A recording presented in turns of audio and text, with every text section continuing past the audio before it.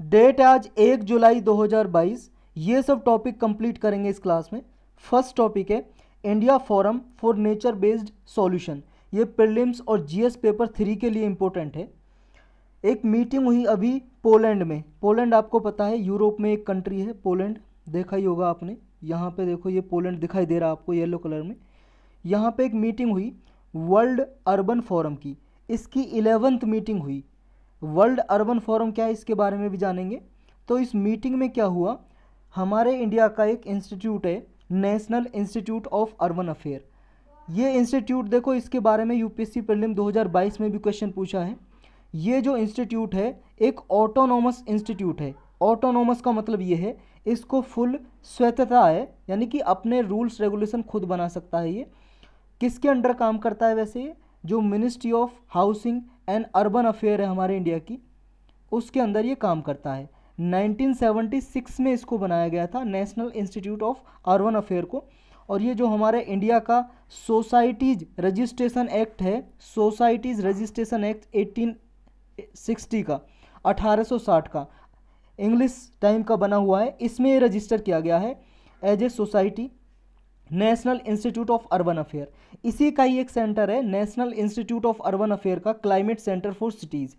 इसने मिलके world resource institute है जो हमारे इंडिया का, ये वर्ल्ड रिसोर्स इंस्टीट्यूट पूरे वर्ल्ड वाइड एक नॉन प्रॉफिट ऑर्गेनाइजेशन है जो 1982 में बनाई गई थी। इसका हेडक्वार्टर वॉशिंगटन डीसी यूएसए में है। तो इन दोनों ने मिलके national institute of urban affair का सेंटर है climate centre for cities and world resource institute India, इन दोनों ने मिलकर लॉन्च किया है India forum for nature based solution. तो ये क्या है इसके बारे में भी डिस्कस करेंगे। इन ऑर्गेनाइजेशन के बारे में भी आपको पता होना चाहिए। और कब लॉन्च किया, वर्ल्ड अर्बन फोरम की मीटिंग हो रही थी 11, तब लॉन्च किया। तो ये वर्ल्ड अर्बन फोरम क्या, पहले इसके बारे में जानते हैं और फिर इसके बारे में जानेंगे कि ये क्या है नेचर बेस्ड सॉल्यूशन, किस लिए काम करेगा ये। वर्ल्ड अर्बन फोरम क्या है, ये देखो एक ग्लोबल कॉन्फ्रेंस होती है सस्टेनेबल अर्बनाइजेशन पे। अर्बनाइजेशन का मतलब आप जानते हो, हिंदी में बोलते हैं शहरीकरण। शहरीकरण का मतलब हो गया जब पॉपुलेशन शहर में ज़्यादा बढ़ जाए, डेवलपमेंट हो शहर में और इंडस्ट्रीज़ भी डेवलप हो, उसके साथ साथ शहरीकरण बढ़े, यानी कि अर्बनाइजेशन हो, ज़्यादा लोग आए, पॉपुलेशन बढ़े, डेंसिटी बढ़े, ये है अर्बनाइजेशन। लेकिन सस्टेनेबल अर्बनाइजेशन हो, इसके लिए ग्लोबल कॉन्फ्रेंस होती है ये वर्ल्ड अर्बन फोरम की, यानी कि एक मीटिंग होती है पूरे वर्ल्ड लेवल पे कि सस्टेनेबल तरीके से। सस्टेनेबल का मतलब है ऐसा नहीं कि सारे रिसोर्स ख़त्म कर दिया आपने अर्बन एरियाज़ में, उनका सही से मैनेज हो, यानी कि आने वाले फ्यूचर जनरेशन के लिए भी बचें, तो सस्टेनेबल अर्बनाइजेशन हो, इस पे मीटिंग होती है ये वर्ल्ड अर्बन फोरम। कब एस्टेब्लिश की गई थी वर्ल्ड अर्बन फोरम, जो इसकी 11वीं मीटिंग तो अब हुई है 2022 में। ये एस्टेब्लिश की गई थी, बनाई गई थी वर्ल्ड अर्बन फोरम 2001 में। ये समझ लो एक ऑर्गेनाइजेशन ही है। किसने बनाई थी, यूनाइटेड नेशन ने बनाई थी, ये संयुक्त राष्ट्र ने।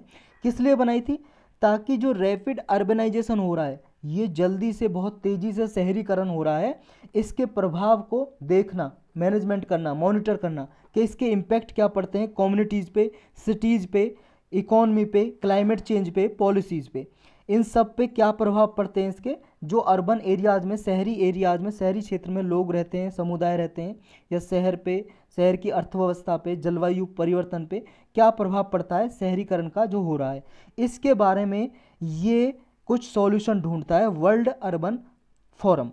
इसकी 11वीं मीटिंग हुई है अभी वर्ल्ड अर्बन फोरम की। और 11वीं मीटिंग किसने ऑर्गेनाइज की है, यूएन हैबिटेट ने। यूएन हैबिटेट यूनाइटेड नेशन की एक एजेंसी है। और किसने की है, क्योंकि देखो ये पोलैंड में हुई है, पोलैंड कंट्री हमने देख लिया यूरोप में है।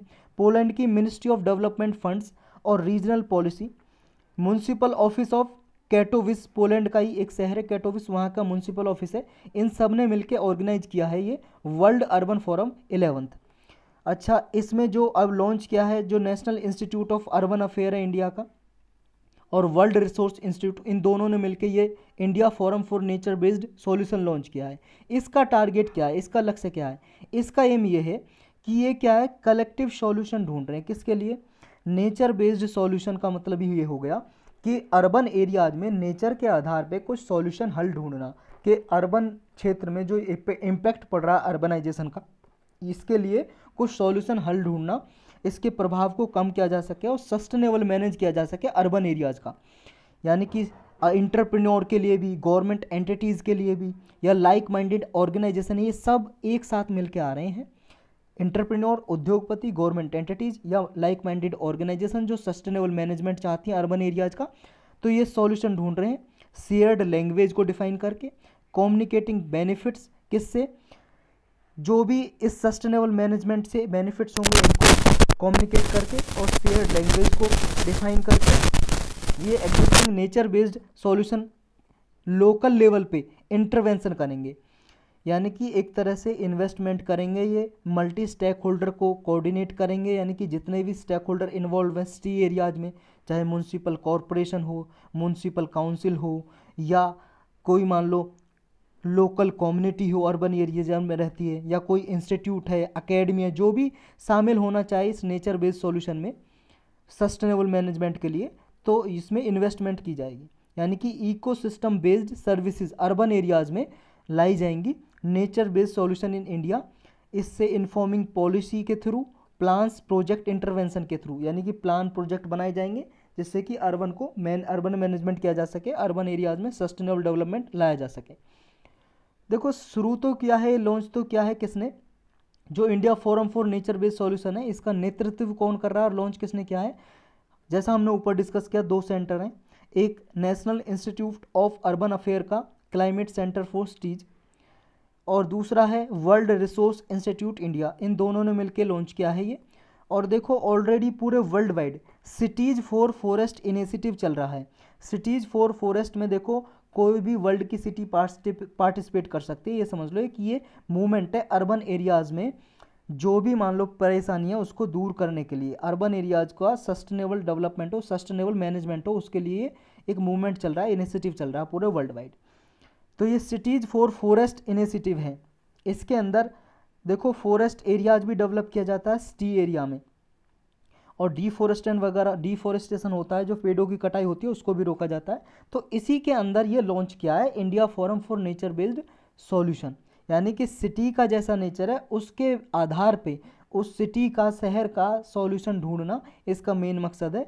और इस जो नेचर बेस्ड सॉल्यूशन जो लॉन्च किया है प्लेटफॉर्म, इसको सपोर्ट कर रहा है यूनाइटेड किंगडम का ये डिपार्टमेंट है। देखो ये कैटरपिलर फाउंडेशन है एक, तो ये department of environment, food and rural affair के अंदर आता है कैटरपिलर फाउंडेशन यूनाइटेड किंगडम का।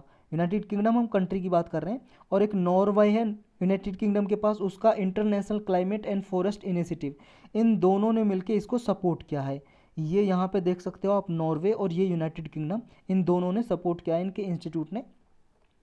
नेक्स्ट टॉपिक है संभाजी नगर। ये प्रीलिम्स के लिए इंपॉर्टेंट है और मेंस के लिए GS paper 1, art and culture के लिए भी और हिस्ट्री में। ये देखो अभी आपको पता है महाराष्ट्र में क्या चल रहा है, वहाँ की पॉलिटी की हम बात बिल्कुल नहीं कर रहे हैं। महाराष्ट्र के जो अभी नहीं रहे हैं सीएम उद्धव ठाकरे जी, उन्होंने जाते जाते ये औरंगाबाद सिटी का नाम चेंज कर दिया, संभाजी नगर रख दिया। और यहाँ पे जो ये ओस्मानाबाद सिटी थी, इसका नाम मीर उस्मान अली खान थे, लास्ट रूलर थे या हैदराबाद के आखिरी राजा थे मीर उस्मान अली खान, उनके नाम पे उस्मानाबाद सिटी थी महाराष्ट्र में, उसका नाम भी चेंज कर दिया धाराशिव। तो पहले हम जानेंगे कि ये सिटी जो थी संभाजी नगर किसके नाम पे रखी गई है, और औरंगाबाद सिटी का नाम कैसे पड़ा, और किसी सिटी का नाम चेंज करते हैं तो क्या प्रोसीजर होता है। 3-4 चीज़ें जानेंगे हम इसमें। देखो अगर स्टेट का नाम चेंज करना हो किसी स्टेट का, या स्टेट का एरिया चेंज करना हो, एरिया घटाना हो, बढ़ाना हो, दो स्टेट को मिलाना हो, या दो स्टेट को मिलाना हो, या एक स्टेट से दो स्टेट बनाने हो, ये सब पावर हैं किसके पास, ये भाई साहब पार्लियामेंट के पास पावर हैं। ये आर्टिकल 3 के अंदर आपने पढ़ा होगा, हमारे संविधान में आर्टिकल नंबर 3, अनुच्छेद 3 की बात कर रहे हैं हम। और देखो आर्टिकल 4 में ये भी लिखा हुआ है, जो ये कॉन्स्टिट्यूशनल अमेंडमेंट होगा आर्टिकल 3 के थ्रू, यानी कि ये कॉन्स्टिट्यूशनल अमेंडमेंट अंडर आर्टिकल 368 के अंदर ये कॉन्स्टिट्यूशनल अमेंडमेंट नहीं समझा जाएगा। आर्टिकल 4 में लिखा हुआ है, आर्टिकल 4 में लिखा हुआ, आर्टिकल 3 के अंदर ये पार्लियामेंट चेंज कर सकती है किसी भी स्टेट का नाम, किसी भी स्टेट का एरिया, किसी दो स्टेट को मिला सकती है, एल्टर कर सकती है, एक स्टेट से दो बना सकती है। लेकिन अगर बात हो स्टेट के अंदर डिस्ट्रिक्ट की, डिस्ट्रिक्ट बनानी है या डिस्ट्रिक्ट का नाम चेंज करना है, ये पावर होती है स्टेट के लेजिस्लेटिव असेंबली के पास, स्टेट कैबिनेट के पास। तो ये नाम चेंज कर सकता है, स्टेट के पास पावर है ये। तो ये बात आपको याद रखनी है। अब ये देखते हैं कि औरंगाबाद सिटी का नाम ये कैसे पड़ा औरंगाबाद, इससे पहले क्या नाम था, और जो अभी नाम रखा गया संभाजी नगर, वो कौन है संभाजी। औरंगाबाद देखो 1610 में इसको बनाया गया था, स्थापना की थी औरंगाबाद की 1610 में मलिक अंबर ने, लेकिन तब इसका नाम औरंगाबाद नहीं था। और मलिक अंबर कौन थे, या मालिक अंबर, ये देखो निजामाशाही डायनेस्टी के, ये निजामाशाही डायनेस्टी के जनरल थे मलिक अंबर। अहमदनगर में निजामाशाही वंश जो था, जिसने राज किया था अहमदनगर में, उसके जनरल थे मलिक अंबर। इन्होंने 1610 में इसका स्थापना किया औरंगाबाद का, और उस टाइम पे इसका नाम था खिड़की या खड़की बोलते थे इसको। लेकिन बाद में मलिक अंबर के बेटे थे फतेह खान। फतेह खान ने मलिक अंबर का जो बेटा था फतेह खान, तो मलिक अंबर की डेथ के बाद 1626 में, मलिक अंबर की डेथ के बाद मलिक अंबर के बेटे फतेह खान ने इस खड़की या खिड़की का नाम चेंज कर दिया फतेहपुर में। तो इसका नाम 1626 के बाद फतेहपुर हो गया। लेकिन फिर 1653 में 1653 में मुगल एम्परर, मुगल साम्राज्य के जो किंग थे, एम्परर थे औरंगजेब, पढ़ाई होगा आपने औरंगजेब के बारे में। औरंगजेब ने इसका नाम चेंज कर दिया फिर औरंगाबाद, कब 1653 में, और तब से इसका नाम औरंगाबाद पड़ गया। तो अब दोबारा से इसका नाम चेंज कर दिया संभाजी नगर। संभाजी कौन थे, जो छत्रपति शिवाजी महाराज जी थे उनके बेटे थे छत्रपति संभाजी महाराज, इनके नाम पे ही इसका नाम चेंज कर दिया अभी, क्या, संभाजी नगर। नेक्स्ट टॉपिक है कैपस्टोन। ये सिर्फ प्रीलिम्स के लिए इंपॉर्टेंट है, इतना याद रखना है। मैच द फॉलोइंग में पूछ लेती है यूपीएससी ऐसा कुछ, या किसी एग्जाम में पूछा जा सकता है आपका, पीसीएस वगैरह में या किसी और एग्जाम में। कैपस्टोन है क्या, बस इतना जानना। ये एक सैटेलाइट है, ये है, ये जो आप देख रहे हो ये है कैपस्टोन। किसने भेजा है ये और कहाँ भेजा है, मून पे भेजा है। ये चंद्रमा दिखाई दे रहा है आपको, मून पे भेजा है ये नासा ने। नासा का ये समझ लो मिशन है कैपस्टोन। और देखो नासा ने ऑलरेडी एक आर्टमिस मिशन चला रखा है, आर्टमिस मिशन, आर्टमिस प्रोग्राम या आर्टमिस मिशन। आर्टमिस प्रोग्राम के अंदर ये कैपस्टोन लॉन्च किया है नासा ने। सिर्फ 25 किलोग्राम का है ये सेटेलाइट, 25 किलोग्राम का। और नासा आप जानते हो क्या है, जैसे हमारे इंडिया की इसरो स्पेस एजेंसी है, इंडियन स्पेस रिसर्च ऑर्गेनाइजेशन, हमारे इंडिया की जो स्पेस में आसमान में रिसर्च वगैरह करती रहती है, कुछ अध्ययन करती रहती है, सैटेलाइट वगैरह भेजती है। इसी तरह से अमेरिका की स्पेस एजेंसी है NASA, national aeronautics space administration इसकी फुल फॉर्म है। तो इसने लॉन्च किया है ये कैपस्टोन, बस इतना ही याद रखना और कुछ नहीं। कहाँ पे भेजा है, चंद्रमा पे। किसने भेजा, नासा ने। नाम क्या है, कैपस्टोन। कितने किलोग्राम का, 25 किलोग्राम। पाउंड में रखना है तो याद 55 पाउंड। नेक्स्ट टॉपिक है वीविंग जामदानी। ये प्रीलिम्स के लिए इंपॉर्टेंट है मेनली तो, और GS paper 1 art and culture के लिए इतना इंपॉर्टेंट नहीं है, बस प्रीलिम्स के लिए आपको याद होना चाहिए क्या है जामदानी। जामदानी देखो एक हाथों से बुन के कपड़ा बनाया जाता है, इस बुनने की कला को जामदानी बोलते हैं। कॉटन से बनाया जाता है, कॉटन फैब्रिक का होता है कुछ इस तरह से। देखो ये साड़ियाँ वगैरह ऐसी इस तरह से बनाई जाती हैं। ये जो आर्ट है 2013 में यूनेस्को ने इसको जामदानी वीविंग को, यूनेस्को की लिस्ट है, 2 लिस्ट होती हैं इसकी, एक टेंजिबल और एक इंटेंजिबल कल्चरल हेरिटेज की लिस्ट है यूनेस्को की। यूनेस्को आप जानते हो यूनाइटेड नेशन की स्पेशलाइज्ड एजेंसी है। तो ये कल्चर को संजोने के लिए, यानी कल्चर को कंजर्व करने के लिए, संरक्षित करने के लिए इसने लिस्ट बना रखी है। कहीं किसी देश की यूनिक सिग्निफिकेंस है किसी कल्चर की, संस्कृति की, तो उसको संरक्षित करने के लिए इस लिस्ट में डाल देती है और फिर उसके संरक्षण करने के लिए प्रयास करती है, एफर्ट लगाती है, उस देश की सहायता करती है।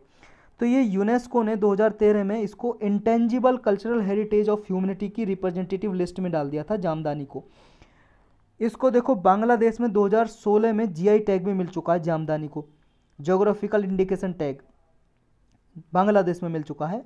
और जामदानी वीविंग कहाँ की कला है, कहाँ से इमर्ज हुई थी, ये ढाका में इमर्ज हुई थी, ढाका की मसलिन इंडस्ट्री में इमर्ज हुई थी। इमर्ज होने का मतलब उत्पन्न हुई थी, यहाँ से बनना स्टार्ट हुई थी और ये वहीं पे मशहूर है। और किस टाइम पे हुई थी, ये मोहम्मद बिन तुगलक ने जब राज किया था, रूल किया था 1324 से लेके 51 तक, तब ये इमर्ज हुई थी मोहम्मद बिन तुगलक के टाइम में। और देखो ये बांग्लादेश में तो होती है ही, इंडिया के स्टेट वेस्ट बंगाल में भी की जाती है jamdani weaving.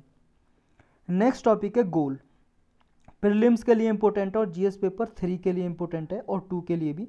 Ministry of tribal affair ने इसका सेकंड फेज लॉन्च किया है गोल का। गोल का मतलब है going online as leaders programme, इसका फुल फॉर्म है।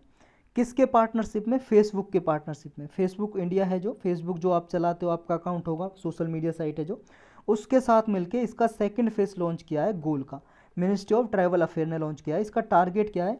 देखो इसका टारगेट ये है, वर्ल्ड वाइड 2500 लीडर्स आएंगे इंडस्ट्री से, वो लगभग 5000 लोगों को, जिनमें वुमन भी होंगी, 5000 यूथ वुमन को ये ट्राइबल कम्युनिटी से स्किल प्रोवाइड करेंगे, स्किल। और इनमें देखो लगभग डिजिटली 10 लाख यूथ को ट्राइबल कम्युनिटी से स्किल प्रोवाइड करेंगे। ये 5000 तो वुमन है और टोटल 10 लाख यूथ हैं जो नौजवान हैं, उनको स्किल प्रोवाइड करेंगे डिजिटल, जैसे कैसे चलता है इंटरनेट, इंटरनेट की सेवा कैसे ले सकते हैं, काम कैसे इंटरनेट पे किया जा सकता है, इस तरह डिजिटल इन्फॉर्मेशन प्रोवाइड करेंगे, यानी कि स्किल प्रोवाइड करेंगे। इसमें देखो सेल्फ हेल्प ग्रुप के लिए एक प्लेटफॉर्म क्रिएट किया गया है ट्राइफेड के साथ मिलके, ताकि ग्लोबल लेवल पे जो उनके प्रोडक्ट हैं उनकी भी मार्केटिंग की जा सके। क्योंकि जो ट्राइफेड है ना, ट्राइफेड के बारे में आप जानते होंगे, कई बार हमने डिस्कस किया है। ट्राइफेड की फुल फॉर्म है tribal cooperative marketing federation of India, या tribal cooperative marketing development federation of India. ये देखो एक स्टैट्यूटरी बॉडी है, एक multi state cooperative societies act है, multi state cooperative societies act 1984 का। इस एक्ट के थ्रू ही इस ऑर्गेनाइजेशन को, ट्राइफेड को, कोऑपरेटिव ऑर्गेनाइजेशन है जो कोऑपरेटिव है, इसको 1987 में बनाया गया था, 1987 में ट्राइफेड को। तो ये काम क्या करती है? जैसा इसके नाम में देखो, ट्राइबल मतलब अनुसूचित जनजाति, आदिवासी लोग, tribals cooperative marketing federation of India, यानी कि ट्राइबल्स लोगों के जो प्रोडक्ट हैं उनकी मार्केटिंग करना। जो आदिवासी लोग अपने कुछ उत्पाद बनाते होंगे, घरेलू हाथों से कुछ चीज़ें बनाते हैं, जैसे बांस से टोकरी बना दी या कुछ चीज़ें बना दी, गिलास बना दिए बांस के या किसी और चीज़ के, तो ऐसे उनके प्रोडक्ट हैं, उनकी मार्केटिंग करना, उनको बिचवाना, उनके लिए प्लेटफॉर्म प्रोवाइड करना ताकि वो अपना माल बेच सकें। तो ये ट्राइफेड भी एसोसिएटेड है इसके साथ, गोल के साथ, जो इनको यूथ को ट्रेनिंग देगी, स्किल्स देगी, इसमें गोल इनिशिएटिव के साथ मिनिस्ट्री ऑफ ट्राइबल अफेयर। और ये ट्राइफेड देखो मिनिस्ट्री ऑफ ट्राइबल अफेयर के अंदर ही काम करती है, मिनिस्ट्री ऑफ ट्राइबल अफेयर के अंदर। तब ये बनाई थी 1987 में, तभी इस मिनिस्ट्री का नाम मिनिस्ट्री ऑफ वेलफेयर था, कल्याणकारी मंत्रालय। अब इसका नाम मिनिस्ट्री ऑफ ट्राइबल अफेयर है। नेक्स्ट टॉपिक है डायनेमिक वर्ल्ड। ये एक टर्म है, प्रीलिम्स के लिए इंपॉर्टेंट है। बस ये डायनेमिक वर्ल्ड का क्या मतलब है, क्यों है न्यूज में? देखो गूगल है ना, जो गूगल सबने देखा होगा, गूगल तो जानते हो आप। गूगल ने नई सर्विस शुरू की है डायनेमिक वर्ल्ड की। ये क्या बताएगा? ये बताएगा, जैसे मान लो नेचुरल या ह्यूमन एक्टिविटीज़ की वजह से, प्राकृतिक या मानव की जो गतिविधियां हैं उनकी वजह से जो प्लानेट पे चेंज हो रहा है, जैसे फ्लड आ रही है, बाढ़, कहीं भी जंगलों में आग लग रही है, डिफॉरेस्टेशन हो रहा है, लोग पेड़ों की कटाई कर रहे हैं, इसकी वजह से हमारे प्लानेट पे, अर्थ पे, पृथ्वी पे क्या बदलाव आ रहे हैं, क्या चेंज आ रहे हैं। ग्रीन हाउस गैस का इमिशन ज़्यादा बढ़ रहा है क्या? टेम्परेचर ज़्यादा बढ़ रहा है क्या? कहीं पे कम हो रहा है क्या? आइलैंड डूब रहे हैं क्या? ग्लेशियर रिसीड हो रहे हैं क्या? ग्लेशियर पिघल रहे हैं क्या? ये जो भी प्रभाव पड़ रहे हैं, उस प्रभाव को, चेंज को, बदलाव को ये ट्रैक करेगा और उसको बताएगा। ये डायनेमिक वर्ल्ड नई सर्विस है गूगल की। नेक्स्ट टॉपिक है UN ocean conference blue deal. Prelims के लिए इंपॉर्टेंट और जीएस पेपर 3 के लिए। ये ब्लू डील देखो अभी प्रमोट की जा रही है। 2022 में यूनाइटेड नेशन ओशियन कॉन्फ्रेंस हुई थी, उसमें ये ब्लू डील एक कंसेप्ट लाया गया। किस लिए? देखो जो भी ओशियन रिसोर्सेज हैं हमारे समुद्र में, जितने भी संसाधन हैं, उनका सस्टेनेबल यूज हो, और सस्टेनेबल यूज होगा तो इकोनॉमिक ग्रोथ होगी। तो सस्टेनेबल यूज को प्रमोट करने के लिए ओशन रिसोर्सेज का, इसलिए ब्लू डील ये कंसेप्ट लाया गया। ये देखो ग्लोबल ट्रेड को इंक्लूड करता है, इन्वेस्टमेंट, इनोवेशन को, यानी कि जो ओशन में शिप के जरिए, पानी के जहाज के जरिए व्यापार होता है, या यहाँ पे इन्वेस्टमेंट होती है, इनोवेशन होती है, नई नई आविष्कार होते हैं, इनको भी इंक्लूड करता है। और ओशन इकोनॉमी को resilient banana, sustainable banana, UN conference on trade and development के अकॉर्डिंग। अंकटाड देखो, ये अंकटाड है जो United nation conference on trade and development, United nation की एक स्पेशलाइज एजेंसी है। ये भी क्या है, पूरे वर्ल्ड वाइड ट्रेड वगैरह के बारे में ये रिसर्च वगैरह करती रहती है, व्यापार के बारे में रिपोर्ट इंडेक्स भी जारी करती है ट्रेड एंड डेवलपमेंट के बारे में। अच्छा, ये ओशन जो रिसोर्सेज है उनका सस्टेनेबल यूज को प्रमोट करता है ब्लू डील। और क्या क्या बेनिफिट हैं इसके? बेनिफिट ये होंगे, देखो ओशियन रिसोर्सेज का, समुद्र के रिसोर्सेज का अगर सस्टेनेबल यूज होगा, देखो सस्टेनेबल यूज का मतलब तो आपको पता होना चाहिए ना, सस्टेनेबल यूज का मतलब क्या होता है? सस्टेनेबल यूज का मतलब है जितना ज़रूरत है इंसान को उतना ही वो यूज करे, वेस्ट ना करे, और जितना उसने यूज भी किया है उसको ऐसा प्रयास करे कि वो दोबारा से पैदा भी हो जाए, जनरेट हो जाए। जैसे मान लो आपने पेड़ की ज़रूरत थी आपको, मान लो पेड़ चलो आपने काट दिया, लेकिन उस पेड़ के जरिए आप पेड़ लगाओ, वही पेड़ लगाओ, पहले जनरेट करो। ये पेड़ आपको काटना, इससे पहले आप पेड़ डेवलप करो, 1 2 10 12 15 पेड़ लगाओ, आप उससे ज़्यादा जनरेट करो। इस तरह से सस्टेनेबल यूज हो किसी भी रिसोर्सेज का। ओशन में यूज कर रहे हैं, जैसे मछली उत्पादन कर रहे हैं ओशन में, समुद्र से मछली पकड़ रहे हैं, तो मछली पकड़ने से पहले ऐसा नहीं है भाई साहब आप सारी मछली पकड़ लो, मछली समुद्र में ख़त्म ही हो जाए, ओवर फिशिंग कर लो।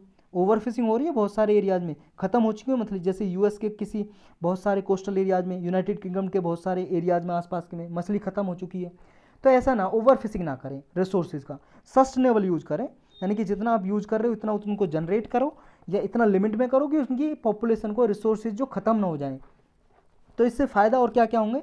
देखो सस्टेनेबल यूज होगा ओशियन रिसोर्सेज का, तो कोस्टल और आइलैंड डेवलपिंग नेशन है जो, देखो कोस्टल एरियाज में जो आइलैंड नेशन है, जैसे ये कोस्टल एरियाज हैं, जैसे ये कोस्टल एरियाज हैं, यहाँ पे देखो आप, ये यूएस की बात करते हैं, यूएस का कोस्टल एरिया, यहाँ पे छोटे छोटे आइलैंड नेशन है। ये आइलैंड नेशन का मतलब है ये एक भूमि है, इस पर चारों तरफ पानी से घिरी हुई है, और ये एक देश है, ये आइलैंड नेशन हो गया। तो ये जो द्वीप राष्ट्र हैं आइलैंड नेशन, इनका फ़ायदा होगा sustainable development of ocean economy से, जैसे फिशरीज इसमें इंक्लूड होगी, एक्वाकल्चर, कोस्टल टूरिज्म प्रमोट होगी, मैरीटाइम ट्रांसपोर्ट होगा, ऑफशोर रिन्यूएबल एनर्जी नवीनीकरण ऊर्जा जनरेट होगी, इकोसिस्टम सर्विसेज प्रमोट होंगी, मैरिन जेनेटिक रिसोर्सेज प्रमोट होंगे, इनसे नई नई जॉब क्रिएट होंगी यहाँ पे लोगों के लिए, और रेवेन्यू जनरेट होगा राष्ट्र के लिए, नेशन के लिए। नेक्स्ट टॉपिक है India's first mRNA vaccine for कोविड-19। ये प्रीलिम्स के लिए इंपॉर्टेंट है, और आपको पता है इस साल 2022 में भी कोरोना की जो वैक्सीन बनाई गई थी उनसे क्वेश्चन पूछा था किस तरह की वैक्सीन है। इसमें हमें ये जानना है कि mRNA वैक्सीन क्या होती है, और इंडिया की ये पहली कोविड-19 की mRNA बेस्ड वैक्सीन है। नाम क्या है इसका? नाम है जेम कोवैक 19 वैक्सीन है ये mRNA वैक्सीन। एम का मतलब है यहाँ पे मैसेंजर, और RNA आप जानते हो राइबो न्यूक्लिक एसिड। तो ये mRNA वैक्सीन है जो किसने डेवलप की है? पुणे में एक इंस्टीट्यूट है जेनेवा फार्मास्यूटिकल्स, इसने डेवलप की है ये, और इसको रेस्ट्रिक्टेड इमरजेंसी यूज के लिए इसे परमिशन भी दे दी गई है वर्ल्ड हेल्थ ऑर्गेनाइजेशन के द्वारा। 18 साल या उससे ऊपर के लोगों के लिए ये यूज की जा सकती है, वैक्सीन दी जा सकती है लोगों को, कोविड-19 की वैक्सीन। तो ये mRNA वैक्सीन होती क्या है, कैसे काम करती है, हमें ये जानना है इसमें मेनली।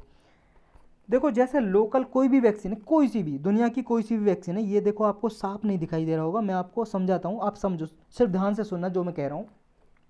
इसमें साफ नहीं दिखाई देगा, देखो मैं इसे बड़ा भी करके दिखाई दे दूँ तो भी आपको साफ नहीं दिखाई देगा, इस थोड़ा धुंधला है, फिर भी मैं आपको समझा रहा हूँ, आप जो बस मैं जो बता रहा हूँ उस पर ध्यान दो। दुनिया की कोई सी भी वैक्सीन है, उसका काम क्या होता है? दुनिया की किसी भी वैक्सीन का काम ये होता है कि वो क्या है, इंसान की बॉडी में इम्यूनिटी जो होती है, रोगों से लड़ने की क्षमता, उसको इंक्रीज करती है। जैसे हमारी बॉडी में कोई भी एंटीजन आया बाहर से, एंटीजन का मतलब कोई भी फॉरेन सब्सटेंस, एंटीजन किसको बोलते हैं? कोई भी हमारे बॉडी में, जैसे देखो कोरोना वायरस है, हमारी बॉडी में तो था नहीं पहले कोरोना वायरस, बाहर से आया, तो ये क्या हो गया? एंटीजन, फॉरेन सब्सटेंस बोलेंगे, यानी कि विदेशी पदार्थ आ गया हमारी बॉडी में, हमारी बॉडी इसको जानती नहीं है। जब भी हमारी बॉडी में आता है ना फॉरेन सब्सटेंस एंटीजन, तो हमारी बॉडी ऑटोमेटिकली, जो हमारी बॉडी की प्रतिरोधक क्षमता होती है, प्रतिरोधक क्षमता का मतलब है रोगों से लड़ने की क्षमता, तो ये जो हमारी इम्यूनिटी होती है, इंग्लिश में इम्यूनिटी बोलते हैं और हिंदी में प्रतिरोधक क्षमता। तो ये हमारी इम्यूनिटी बॉडी में एंटीबॉडी जनरेट शुरू कर देती है, एंटीबॉडी बनाना शुरू कर देती है, जनरेट करना शुरू कर देती है। एंटीबॉडी क्या होता है? एंटीबॉडी होता है जो भी बाहर से फॉरेन सब्सटेंस आया है, एंटीजन, इसको मारने का काम करता है, इसको रोकने का काम करता है। लेकिन अगर बाहर से मान लो इतना खतरनाक हो, इतना ताकतवर हो वो जो बाहर से आया वायरस, एंटीजन, फॉरेन सब्सटेंस, कि हमारी एंटीबॉडी उसे लड़ ही नहीं पाए, तो हमारी बॉडी को नुकसान होगा, बीमार होंगे हम, डिसीज हो जाएगी। तो कोरोना वायरस इतना हैवी था भाई साहब, पूरा डंबल वगैरह जिम में करके आया था बॉडी बना के, और हमारा एंटीजन पे हमारी बॉडी का एंटीबॉडी पे भारी पड़ गया, तो हमारी बॉडी की जो नेचुरल एंटीबॉडी इससे नहीं लड़ पाती, तो नहीं लड़ पाती तो फिर दवाई देनी पड़ती है, हमारी एंटीबॉडी को ताकतवर बनाना पड़ता है, इम्यूनिटी सिस्टम को और ताकतवर बनाना पड़ता है, दवाई देके, वैक्सीन देके, ताकि इससे लड़ सके। तो कोई भी वैक्सीन होती है हमारी बॉडी की इम्यूनिटी को बढ़ाती है ताकि हमारी बॉडी उससे लड़ सके। लेकिन जो mRNA वैक्सीन होती है और ट्रेडिशनल वैक्सीन, इसमें फ़र्क क्या होता है? देखो ट्रेडिशनल वैक्सीन में क्या होता है, जो कोई भी वैक्सीन है mRNA को छोड़ के, वो वैक्सीन क्या काम करती हैं? वो वैक्सीन काम करती हैं, जैसे कोरोना वायरस है, इसको ही क्या है, इसी वायरस को ले लेंगे, इसी वायरस को पैसिव मोड में कर देंगे, यानी कि इसको मार देंगे, थोड़ा अधमरा सा कर देंगे, इस वायरस को अधमरा कर देंगे, तो फिर इस बॉडी को दवाई के साथ हमारी बॉडी के अंदर डालेंगे। अब ये वायरस जा रहा है कोरोना वायरस, लेकिन इतना एक्टिव नहीं है, ताकतवर, कि ये हमारी बॉडी को उतना नुकसान पहुंचा सके जैसे पहले पहुंचा सकता था। अब इसकी हड्डी पसली तोड़ दी हमने, ये लगा लो, पैसिव मोड में कर दिया इसको, हमारी बॉडी में ये कोरोना वायरस ही गया वैक्सीन के साथ, लेकिन हमारी जो एंटीबॉडी है उसको तो पता लग जाएगा, हाँ कोई फॉरेन सब्सटेंस आया, तो हमारी एंटीबॉडी लड़ना शुरू कर देगी और इतनी ताकतवर हो जाएगी, जब ओरिजिनल कोरोना वायरस भी आ जाएगा ना, उससे भी लड़ने की ताकत इसको आ जाएगी, हमारी बॉडी को, एंटीबॉडी को। और हमारी एंटीबॉडी कहाँ से जनरेट होती है? हमारे ब्लड में जो वाइट सेल होती है ना, वाइट ब्लड सेल, वो जनरेट करती है एंटीबॉडी। इतना डिटेल में नहीं जाते हैं हम, थोड़ी डिटेल पढ़ते हैं। वैसे ऑलरेडी हमने बहुत बार ये पढ़ी है, साइंस एंड टेक की प्लेलिस्ट में बहुत सारे लेक्चर पढ़े हुए हैं, उसमें से किसी एक लेक्चर में पूरा डिटेल में मैंने बताया हमारी बॉडी के पार्ट क्या क्या हैं, ब्लड में क्या क्या पाया जाता है, उसमें कैसे काम करते हैं। तो ये जो एंटीबॉडी है, जो पैसिव मोड का कोरोना वायरस था, जो ट्रेडिशनल वैक्सीन के थ्रू डाला गया था, तो उससे लड़ने की शक्ति आ गई। लेकिन mRNA वैक्सीन में फिर क्या होता है? mRNA वैक्सीन में हम क्या है, कोरोना वायरस का ना पैसिव मोड ना एक्टिव मोड कुछ नहीं डालते हैं, क्योंकि उसमें डाला गया था हमने कोरोना वायरस या किसी बैक्टीरिया की हमने वैक्सीन बनाई है, तो बैक्टीरिया डालेंगे बॉडी के अंदर। लेकिन ऐसा mRNA वैक्सीन में नहीं करते। तो इसमें क्या करते हैं? इसमें करते हैं हम mRNA वैक्सीन में, देखो mRNA वैक्सीन में हम इंफॉर्मेशन लेते हैं, जैसे जो कोरोना वायरस के अंदर, जीन के अंदर जो इन्फॉर्मेशन है, तो कोरोना वायरस के जीन की इन्फॉर्मेशन ले ली हमने, वो जीन की इन्फॉर्मेशन अंदर डाल दी बॉडी में वैक्सीन के थ्रू। अब वो इन्फॉर्मेशन हमारी इम्यूनिटी को पता चल जाएगी, बॉडी की इम्यूनिटी को, एंटीबॉडी को। अब वो पहले से ही सचेत हो जाएगी, हाँ ओहो ये जीन है, ये जीन को पहचान लेगी। अब उस जीन के पहचान के उससे लड़ने की ताकत हमारी एंटीबॉडी है जो अंदर बॉडी के अंदर, वो जनरेट कर लेगी। एंटीबॉडी ये समझ लो हमारी बॉडी के अंदर एक प्रोटीन है, प्रोटीन समझ गए ना। तो ये एंटीबॉडी हमारे अंदर जो रहेगी, पहचान लेगी उस जीन की इन्फॉर्मेशन को। अब क्या होगा? अब मान लो अगर कोई कोरोना वायरस से इन्फेक्टेड होगा, कोरोना वायरस आ गया बॉडी में, तो पहले से ही उस जीन की इन्फॉर्मेशन थी एंटीबॉडी के पास, तो वो समझ जाएगी ओहो ये तो वो है, इससे इस तरह से लड़ना है, ये दाव लगाना है इस पर, तो फिर उस कोरोना वायरस को मार देगी, हमारी बॉडी को कोई नुकसान नहीं पहुंचा जाएगा। तो ये है mRNA वैक्सीन। अगर आपको समझ आ गया तो अच्छी बात है, अब इससे बेहतर तरीके से मैं नहीं समझा सकता। नेक्स्ट टॉपिक है रिमपैक। रिमपैक क्या है? ये देखो, एक ये समझ लो मिलिट्री एक्सरसाइज है, मिलिट्री एक्सरसाइज। ये लार्जेस्ट नवल एक्सरसाइज है, rim of Pacific full form है इसकी, रिमपैक। इसमें देखो पैसिफिक नेशन के अराउंड जो कंट्री हैं लगभग वो पार्टिसिपेट करती हैं, और यूएस नेवी इसको लीड करती है, यानी कि नेतृत्व करती है। यूएस नेवी की इंडो पैसिफिक कमांड है जो, वो एडमिनिस्ट्रेट करती है, और ये बाई एनियल एक्सरसाइज है। बाई एनियल का मतलब है जो 2 साल में एक बार होती है, बाई एनुअल नहीं है, ये बाई एनुअल होता है, साल में 2 बार, और ये 2 साल में एक बार, once in 2 year. Biennial exercise है, नवल एक्सरसाइज, यानी कि जो पैसिफिक ओशन के आसपास जो ये कंट्री हैं ये पार्टिसिपेट करते हैं इसमें, ये पार्टिसिपेट करते हैं इस एक्सरसाइज में, और इंडिया भी पार्टिसिपेट करता है। क्वाड के जो नेशन है, क्वाड कंट्रीज, वो भी, क्वाड के कौन कौन से कंट्री? 4 कंट्री है, यूएस, ऑस्ट्रेलिया, जापान और इंडिया, ये भी पार्टिसिपेट करते हैं, इंडिया भी करता है। इंडिया लेकिन पैसिफिक कंट्री के पास नहीं है, लेकिन फिर भी इंडिया की भी नेवी पार्टिसिपेट करती है इसमें। टारगेट क्या होता है रिमपैक का, इस एक्सरसाइज का ये है, कंट्रीज को सी लेंस में सेफ्टी प्रोवाइड की जाती है, यानी कि जो ट्रेड वगैरह आसानी से हो, सिक्योरिटी प्रोवाइड की जाती है, वर्ल्ड ओशन में सुरक्षा दी जाती है। कंट्रीज को ट्रेन किया जाता है कि कैसे वो अपनी ट्रेड को आसानी से सुरक्षित तरीके से कर सकते हैं। नेक्स्ट टॉपिक है CO2 बजट क्या है। ये एक टर्म रिसेंटली न्यूज में थी, न्यूज़पेपर में थी, CO2 बजट। ये टर्म है क्या, बस इतना जानना आपको। यूपीएससी ऐसा पूछ लेती है, CO2 बजट पूछ लेगी क्या है, तोते उड़ जाएंगे आपके, लेकिन अब नहीं उड़ेंगे तोते आपके। CO2 बजट है क्या, देखो ये क्या है, एक ऐसी टर्म है, इसमें ये पता लगाते हैं कि कितनी CO2, कितनी कार्बन डाइऑक्साइड एक कंट्री या पर्सन को इमिट करना अलाउ है, यानी कि एक आदमी, एक देश कितना CO2 इमिट कर सकता है, कितना CO2 अपने एक्टिविटी से इमिशन कर सकता है एटमॉस्फेयर में। इमिट का मतलब इमिशन करना, उत्सर्जन करना, हिंदी में बोलेंगे उत्सर्जन, यानी कि ग्रीन हाउस गैस है जो जैसे CO2 वगैरह, तो CO2 कितनी वो इमिट कर सकता है, कितनी परमिशन है उसे, ताकि वो जो पेरिस एग्रीमेंट हुआ था, देखो पेरिस एग्रीमेंट हुआ था, आप सबको बताया 2015 में, पेरिस फ्रांस की कैपिटल है, 2015 में यहाँ पे COP21 हुई थी, कॉन्फ्रेंस ऑफ पार्टी 21, UNFCCC की, United nation framework convention on climate change, एक ऑर्गेनाइजेशन है, हर साल मीटिंग होती है। COP21 2015 में हुई थी, COP26 हुई थी 2020 में होने वाली थी, लेकिन 2021 में हुई, कोरोना वायरस की वजह से नहीं हुई। इस साल 2022 में COP27 होगी। पूरा डिटेल में जानना तो UNFCCC का इन्वायरमेंट के प्लेलिस्ट में लेक्चर मिल जाएगा। तो यहाँ पे टारगेट रखे गए थे कि इस सेंचुरी तक आते आते ऐसा ना हो कि जो इंडस्ट्रियल लेवल से, प्री इंडस्ट्रियल लेवल से 1.5 डिग्री सेल्सियस टेम्परेचर ना बढ़े। तो इसको लिमिट करने के लिए कि ये समझ लो मोटा मोटा कि अर्थ का एटमॉस्फेयर का टेम्परेचर ना बढ़े, जिससे ग्लोबल वार्मिंग को होने से रोका जा सके, क्लाइमेट चेंज को होने से रोका जा सके, ये टारगेट अचीव करना है। तो एक इंसान या एक कंट्री कितना CO2 इमिट कर सकता है, इस पर लिमिट है जितनी, उस लिमिट को बोलते हैं CO2 बजट, कि एक पर्सन और एक कंट्री कितना इमिट कर सकता है, उत्सर्जन कर सकता है CO2 का, उस लिमिट को बोलेंगे CO2 बजट। यही टॉपिक थे आज के।